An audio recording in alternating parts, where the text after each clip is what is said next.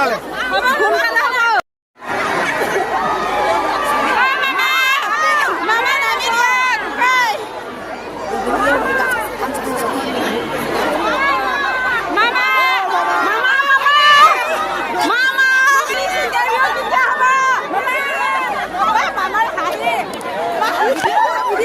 অৰুণাচলৰ বাগিচাত কাম কৰিব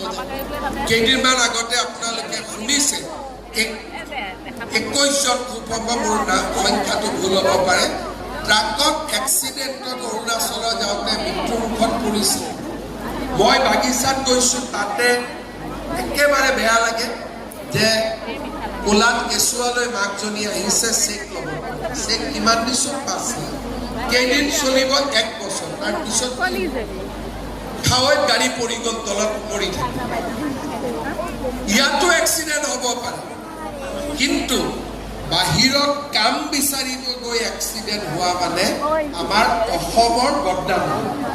মৃত্যু য'ত লিখা আছে হ'ব মই নকওঁ যে মৃত্যুৰ লগত আমি ৰাখিব পাৰিম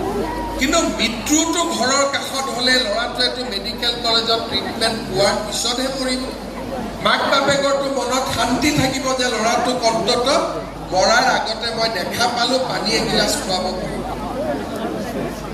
এই কথাবিলাক আমি এতিয়া নতুনকৈ পতাৰ সময় হৈছে আৰু মই বিশ্বাস কৰোঁ যে অসমে এতিয়া নতুন নতুন কাম কৰিব এতিয়া আমি অসমৰ নাম দিছোঁ অটল অসমত উন্নত শিক্ষাৰ ভিত্তি